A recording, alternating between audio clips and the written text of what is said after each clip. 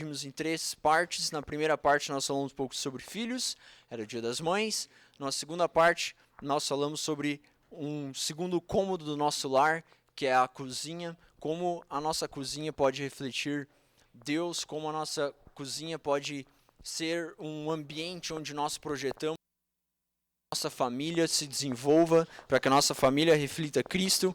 E numa terceira parte nós falamos sobre uma visita indesejada que costuma bater na casa das famílias, que é a ira, né? Então, espero que você tenha tido uma semana menos irada, né? Hoje nós vamos continuar e o sermão de hoje ele está dividido em 2 partes. Então, numa primeira parte nós falaremos sobre a honra aos pais e às autoridades. Então nós vamos entender um pouco o que o Senhor quer nos ensinar através do 5º mandamento. E numa segunda parte nós falaremos então sobre um outro cômodo do nosso lar, que é o quarto de visitas e a hospitalidade. Então, geralmente nas casas tem um quartinho que é para visita, ou se a tua família é meio grande, a casa é pequena, alguém que tem que dormir no sofá, às vezes, quando chega a visita, mas sempre dá um jeitinho, né? Quando vem um parente ali e tal, para receber visita. Então, o que a Bíblia tem a nos falar sobre isso? O que a Bíblia tem a nos falar, a forma com que a gente administra esse cômodo do nosso lar e como a gente deve refletir essa hospitalidade. Então, hoje as crianças ficarão aqui com a gente. As atividades estão com eles aí. Pode distribuir. Enquanto as crianças estão recebendo, abra sua Bíblia comigo no livro de Êxodo. Êxodo capítulo 20.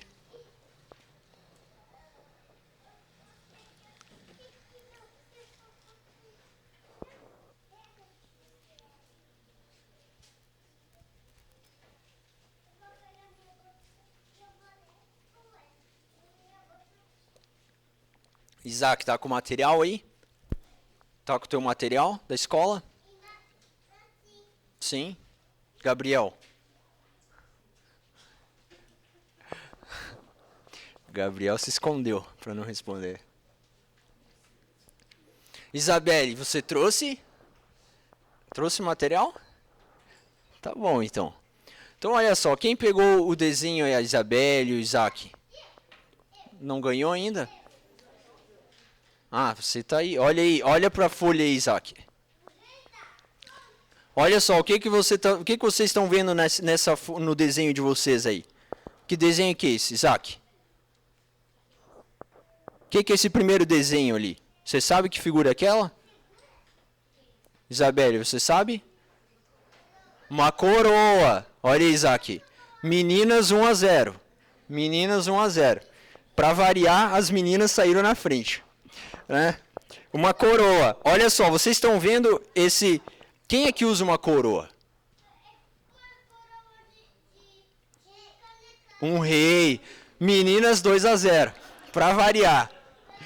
Né? Então... então...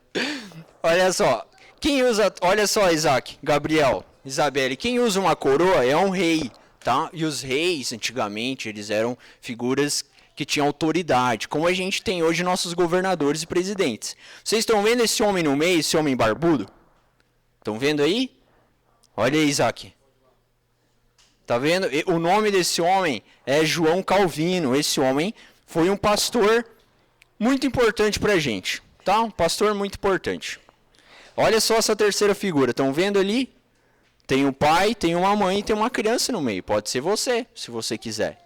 Todas essas figuras, elas representam pessoas que são autoridades sobre a gente, tá? Deus colocou reis, Deus colocou pastores, Deus colocou pais e mães para a gente obedecê-los. Tá bom, Isaac?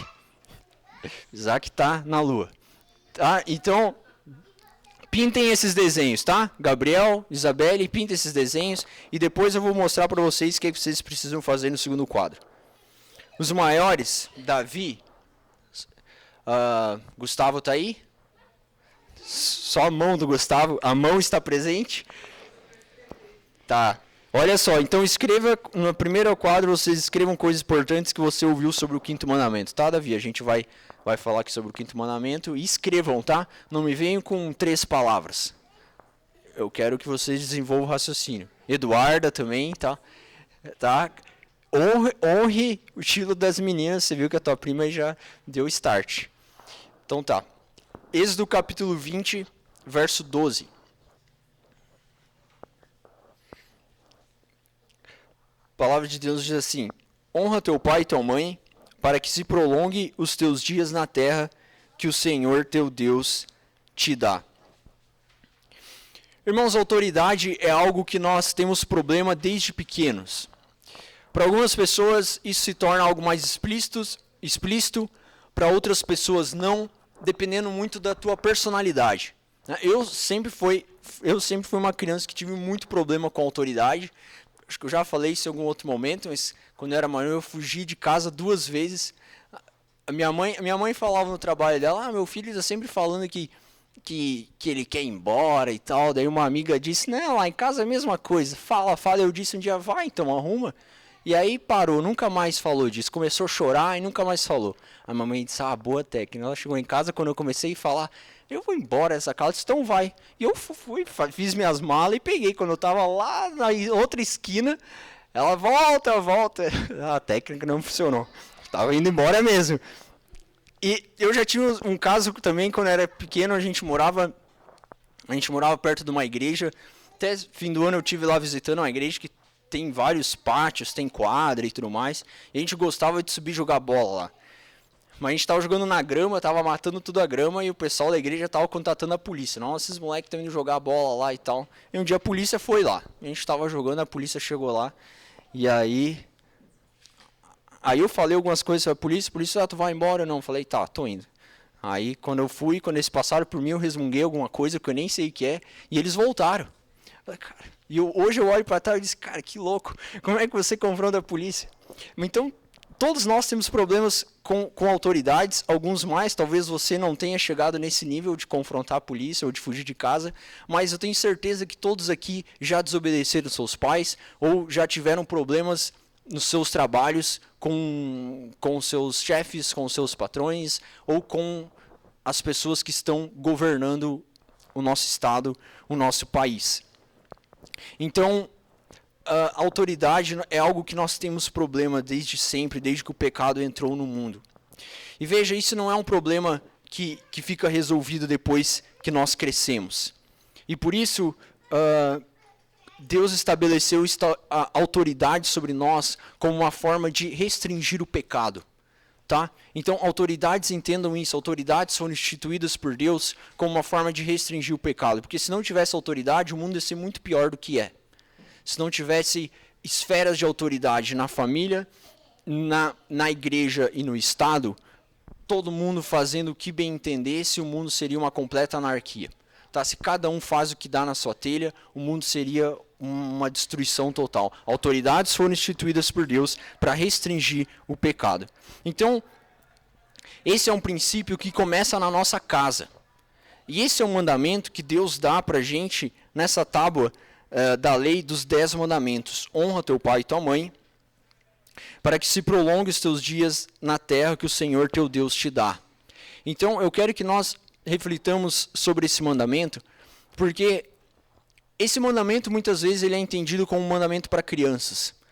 Muitas vezes, os pais repetem esse mandamento para os filhos, dizendo: olha, honra teu pai e tua mãe e tudo mais, mas depois que você cresce, você deixa de ser filho? Você ainda, acredito que a maioria aqui ainda tenha seus pais vivos. Então, como nós devemos olhar para esse mandamento e espelhar o que o Senhor espera da gente? Então, antes de nós aprofundarmos, eu quero relembrar algumas coisas para você sobre o que é a lei e por que a lei foi dada para nós. Então, os 10 mandamentos foi dado como o espelho de Deus para a nossa vida como cristãos. Deus deu os 10 mandamentos para o povo da antiga aliança como uma forma de dizer: olha, se vocês querem entender o que é uma vida que me agrada, sigam esses 10 mandamentos. E ele deu essas 2 tábuas da lei e diz: olha, se vocês cumprirem esses 10 mandamentos, vocês podem entrar no reino dos céus pelas próprias forças de vocês. Nós sabemos também que os 10 mandamentos eles estão divididos em duas partes. Já falei isso em outro momento, mas é importante relembrar. O primeiro mandamento até o quarto mandamento, eles se referem sobre o nosso relacionamento com Deus.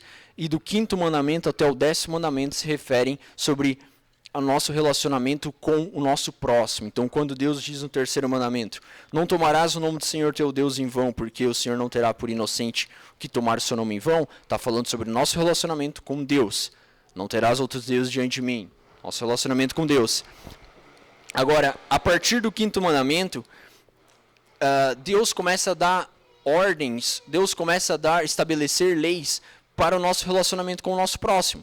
Como honra teu pai e tua mãe, não adulterarás, não matarás, não furtarás, e assim por diante. Então, Jesus resume esses 10 mandamentos em 2. Ama a Deus sobre todas as coisas e ama o teu próximo como a ti mesmo.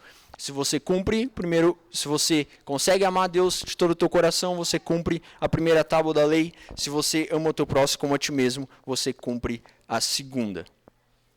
Então, dito isso, eu quero que a gente entenda de forma mais específica o que o Senhor quer nos ensinar com esse quinto mandamento. Honra teu pai e tua mãe. Por que Jesus começa... Por que esse mandamento, Deus nos dá esse mandamento usando a figura dos pais? Tá? Porque os pais são as primeiras figuras de autoridade que nós temos na vida. Tá? Quando nós nascemos, o primeiro relacionamento de autoridade, de subordinação que nós temos é com os nossos pais. Só que quando a gente continua crescendo, quando a gente sai de casa, a gente continua tendo autoridades. E por que esse mandamento é tão importante? Porque se nós não aprendermos desde pequeno a honrar nossos pais, se uma criança não aprende a dominar a sua rebeldia, se uma criança não aprende a dominar a sua desobediência com os seus pais, muito dificilmente essa criança vai conseguir dominar isso com o seu professor na escola, que é a segunda relação de autoridade que ela tem na vida. Muito dificilmente, se ela não dominar isso, ela vai conseguir controlar com o seu chefe no trabalho, que é a terceira relação. E quando ela se tornar de maior e começar a votar, vai ser um desastre. E aí depois ela cresce e ela constitui família. E aí piora. Porque agora ela tem que aprender essa relação de autoridade e subordinação num casamento, onde o homem precisa ser autoridade e a mulher precisa submeter conforme Cristo amou a igreja, nos padrões que Cristo apresentou, não uma relação abusiva, mas nos padrões que a palavra apresentou. Então vocês entendem a profundidade desse mandamento? Se não começar lá atrás, se uma criança não entende lá atrás essa relação, e ela já cresce com uma relação desordenada sobre esse mandamento, as consequências vão ser absurdas lá na frente.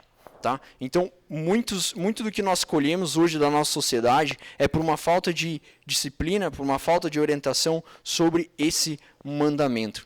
Agora, dito isso, a importância desse mandamento para as crianças, nós precisamos lembrar que esse mandamento não serve apenas para as crianças, mas também para todos nós. Quando Deus diz honra teu pai e tua mãe, Ele está falando para todos os adultos.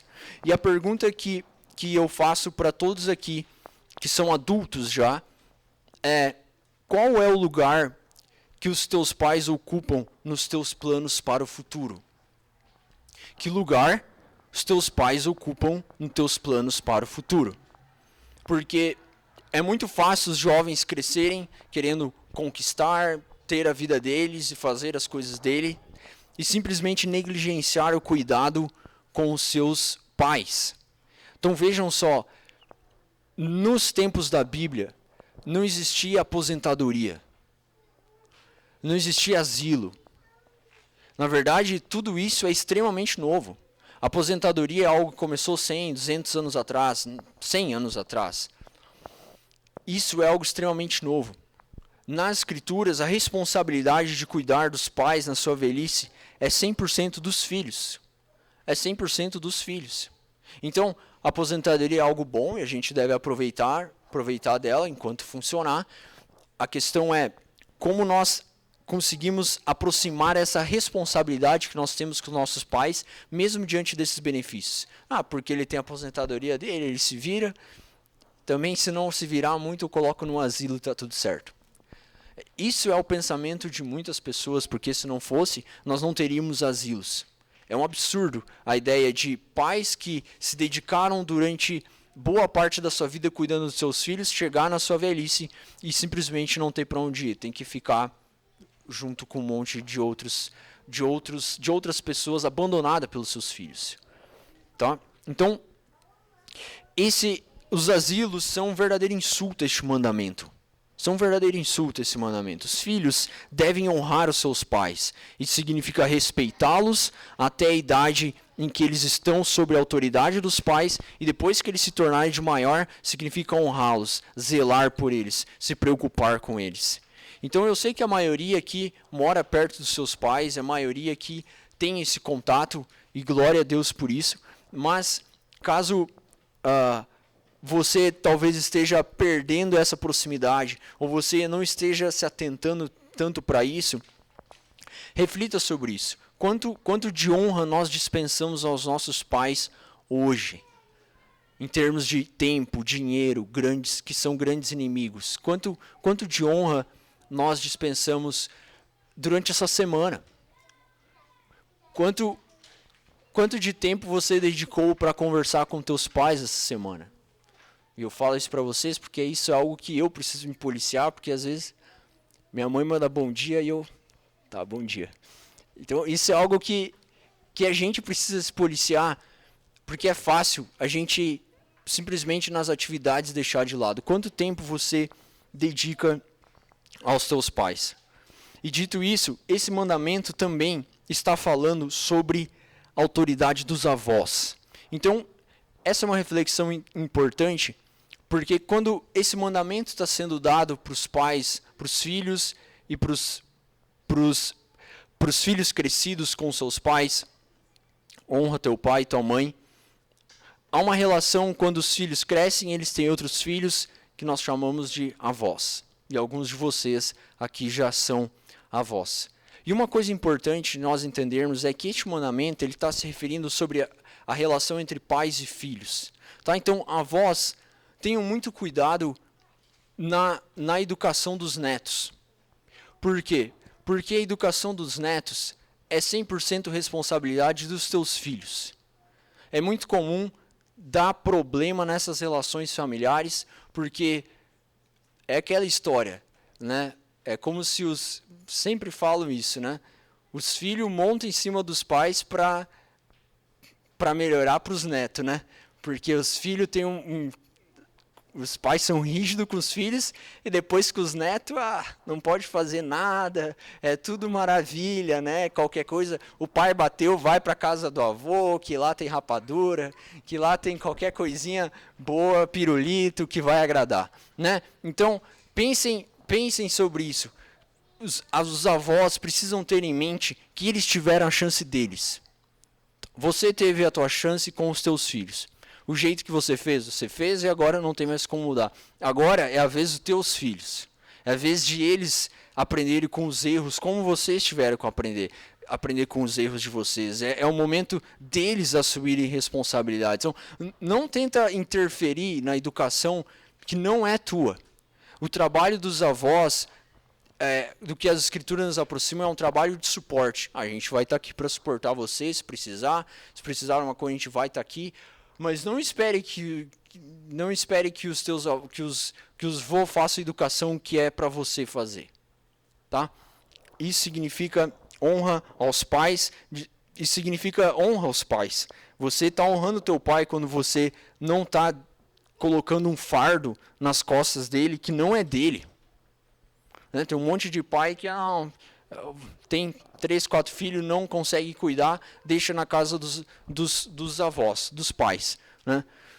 Trabalharam a vida inteira, criaram os filhos e agora tem que criar os netos também. Que tipo de honra é essa? Como você está honrando teus pais se você agora está colocando um fardo nos ombros deles que é teu? Tá? Então se atentem para isso. Dito isso, esse mandamento não se refere apenas a essa relação de pais, filhos e avós, mas ele também se refere às outras autoridades que nós temos instituídas na nossa sociedade, como na escola, como no trabalho e como na política.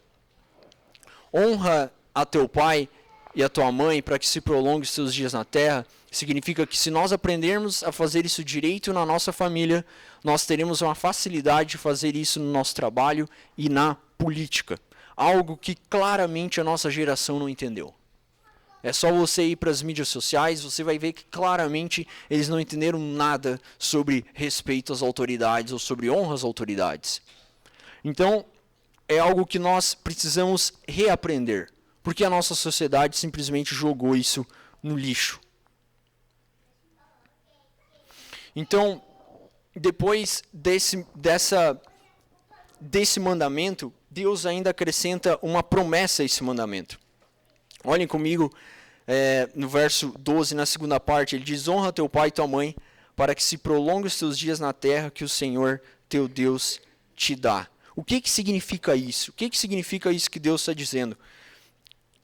Que se você honrar teu pai e tua mãe, você vai viver muitos dias. Tá? O que significa isso? Olha só, Deus aqui está dando uma promessa que não significa necessariamente quantidade de dias, mas qualidade. Tá? Se você honrar teus pais, significa que você pode viver 40 anos. Você pode viver 50 anos. Mas você vai ter 50 anos de muito mais qualidade do que uma pessoa que viveu 80, 90 e não aprendeu a honrar seus pais durante todos esses tempos. Tá? Para que se prolongue os teus dias na terra que o Senhor teu Deus te dá. Por vezes isso resulta em longevidade de vida em termos de anos? Sim, mas isso não é regra. O foco é mais importante você ter uma qualidade de 40 anos bem vividos, é muito melhor do que 90 anos mal vividos. E é isso que Deus está garantindo como promessa àqueles que aprendem a honrar os seus pais, que aprendem a honrar as suas autoridades. Então tá, dito isso, eu quero que nós passemos para a segunda parte, onde nós vamos falar sobre o quarto de visita e hospitalidade, e nós vamos ver um outro texto que se encontra no livro de Romanos, Romanos capítulo 12. Enquanto isso, as crianças, Gabriel, Isabelle, Isaac, olha só, vocês já pintaram o desenho aí? Já pintou? Pintou até fora do quadro. Tá. Então tá bom. Então olha só, vocês também tem um quadro branco embaixo? Olha só, aqui agora a gente vai começar a falar sobre receber visita em casa. Vocês já receberam um amiguinho em casa? Para correr, para brincar? Então eu quero que vocês desenhem aí nesse quadro em branco o que vocês podem fazer para receber um amigo. O que dá para fazer?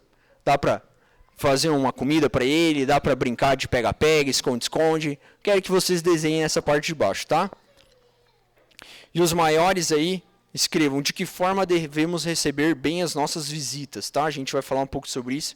Preste atenção e escrevam aí. Romanos capítulo 12.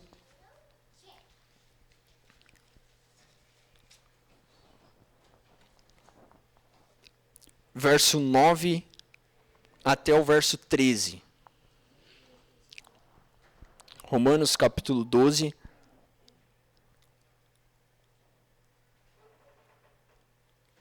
Verso 9 em diante. A palavra de Deus diz assim: o amor seja sem hipocrisia. Detestai o mal, apegando-vos ao bem. Amai-vos cordialmente uns aos outros com amor fraternal, preferindo-vos em honra uns aos outros. No zelo não sejais remissos. Sede fervorosos de espírito, servindo ao Senhor. Regozijai-vos na esperança, sede pacientes na tribulação, na oração perseverantes. Compartilhai as necessidades dos santos, praticai a hospitalidade. Vamos ver um outro texto em 1 Pedro.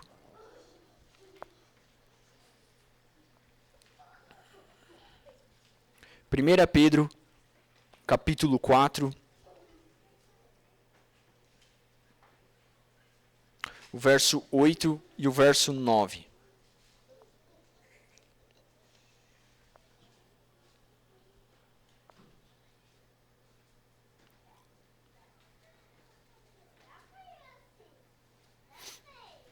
Primeira Pedro, capítulo 4, verso 8.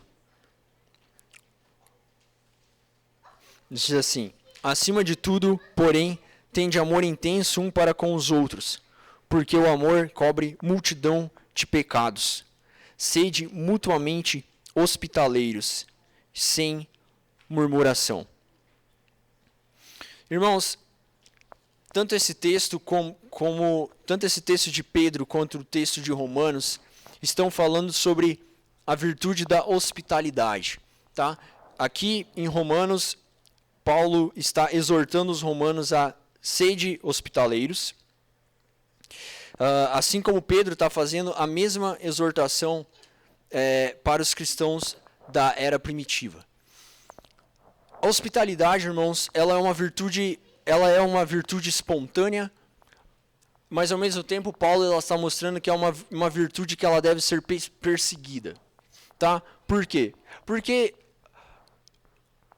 assim como na autoridade a gente tem mais dificuldade dependendo da tua personalidade, tem pessoas que têm mais dificuldade em respeitar, tem pessoas que levam isso mais de boas, que têm uma tendência mais natural de serem obedientes.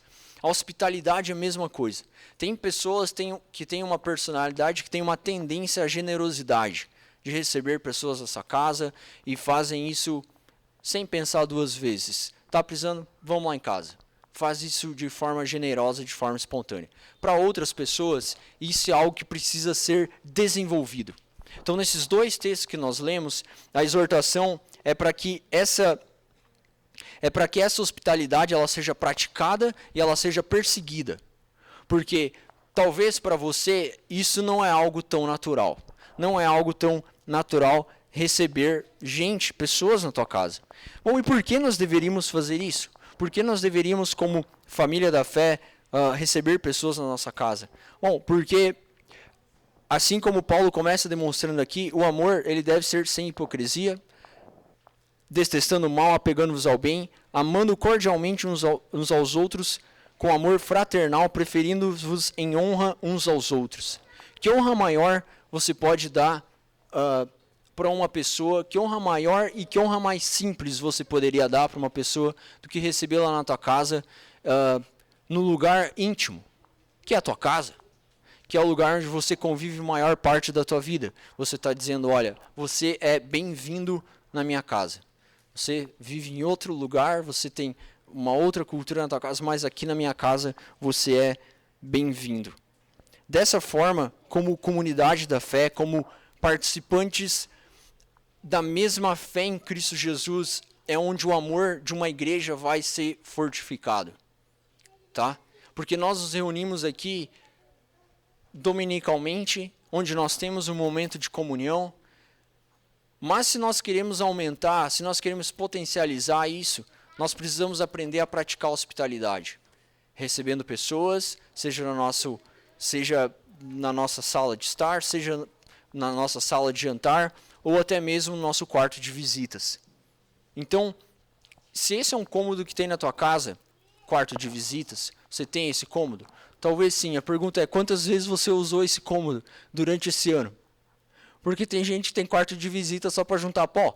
Porque ninguém vai dormir lá. Então, para que ter quarto de visita? Faz um museu. Quarto de visita é para receber visita. Quarto de visita é para receber visita. Sala de estar é um lugar para desenvolver a comunhão. É para ter pessoas. Não é um lugar para estar isolado. Tá? Então, essa é uma reflexão que nós precisamos fazer como cristãos. Por vezes, as nossas atividades, as nossas preocupações pessoais nos impedem de desenvolver um coração hospitaleiro. Porque você está tão preocupado com você e com as coisas que você quer durante a semana, que você não pensa no teu próximo. Se você quer praticar hospitalidade, convide alguém essa semana para ir na tua casa. Então, eu te faço esse desafio. Se você está com dificuldade de praticar hospitalidade, convide alguém da igreja, que aqui eu sei que todo mundo se conhece, não sei se tem isso, mas convide alguém da igreja, talvez que nunca foi na tua casa. Ou que você nem conversa muito aqui na igreja. Não, nunca conversei muito. Vou convidar ele para lá em casa. Tem um cafezinho com biscoito lá, tá ótimo, batendo um papo, 1 a 2 horas de papo já é suficiente para conhecer bastante outra pessoa, tá excelente. Convide alguém para ir na tua casa. pratique a hospitalidade, se esforce para isso. E quais devem ser as regras que nós devemos buscar perseguir quando nós convidamos alguém para ir na nossa casa? Primeiro, a gente deve se preocupar com o próximo, na estabilidade do próximo. Então, se você quer receber uma pessoa na tua casa, o ambiente importa e tudo que você vai servir importa. Isso é uma coisa importante, interessante nós refletirmos, porque quando você recebe alguém na tua casa, a preocupação é com a pessoa e não com você, tá? E eu sei que aqui vocês praticam isso muito bem, porque em todas as casas que eu fui, sempre foi assim, tá todo mundo preocupado se eu como isso ou não como, se eu como cebola ou não, né? Mas essa é uma preocupação muito válida, porque quando você cozinha para alguém, a preocupação é o que a pessoa gosta de comer, não o que você gosta de comer. Porque é você que está recebendo. Esse é o amor sacrificial de você receber uma visita na tua casa. E a segunda coisa muito importante, e que essa maioria das pessoas por vezes não param para pensar, porque às vezes as pessoas se preocupam tanto com limpeza, com arrumar comida, com isso aqui, elas não se preocupam, que a coisa mais importante numa visita são as conversações. Tá? Não é o churrasco, não é a casa bem limpa, mas as conversações. É isso que vai edificar. Tá? O churrasco é muito bom, a comida é muito boa, isso vai alimentar você, mas o que vai te fortalecer como uma família da fé é o que vocês falam. O que vocês compartilham. Não adianta ter um churrasco e estar cheio de fofoca. Não adianta você estar fazendo uma picanha e estar falando mal dos vizinhos e contando o que está acontecendo no BBB. Vocês entendem? Esse tipo de visita não é proveituosa e não serve para nada.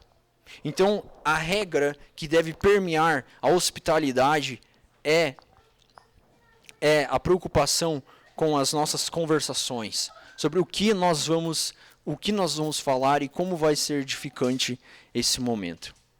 Então pense sobre isso, irmãos. A nossa casa o nosso lar é um lugar onde ele deve refletir Cristo, onde ele deve refletir Cristo em cada ambiente. Se cada cristão começar a fazer isso ao redor do mundo, nós teremos uma sociedade melhor, porque famílias melhores produzem uma sociedade melhor. E uma sociedade melhor muda o mundo. A mudança começa ao redor da tua mesa, começa na tua sala de estar, começa no teu quarto de visitas. Então, irmãos, que o Senhor nos ajude. Que o Senhor nos ajude a manifestar a glória dele nos nossos lares. Em primeiro lugar, aprendendo a honrar aos nossos pais, a honrar as nossas autoridades. E, em segundo lugar, aprendendo a desenvolver a hospitalidade nos ambientes que nós temos para fazê-lo. Que Deus nos ajude. Vamos orar? Senhor, nós te louvamos pela tua palavra. Nós te agradecemos pelos ensinamentos tão preciosos que ela nos concede. Nós pedimos que o Senhor continue nos orientando através dela, que teu Espírito Santo abra nossos entendimentos para nós vermos de que forma nós podemos melhorar como cristãos, para que o nosso lar seja um reflexo de Cristo, seja um reflexo da glória do Senhor nessa terra. Que as nossas famílias, que as famílias da nossa igreja glorifiquem o Senhor através dos relacionamentos, através de tudo que elas fizerem ao longo da semana juntos como famílias, para que dessa forma, Deus, o Senhor seja glorificado nessa sociedade caída que tanto carece do Senhor, que tanto carece de famílias bem estruturadas. Por isso, Deus, eu peço, Deus, pela vida de cada um que aqui está, pelas nossas crianças, para que elas aprendam o caminho do Senhor, para que elas sejam sal no meio desse mundo perdido, para que elas sejam luz, para que elas cresçam refletindo esses mandamentos que nós aprendemos do Senhor nessa noite, para que em tudo isso o Senhor seja glorificado. É em nome de Jesus que nós oramos. Amém.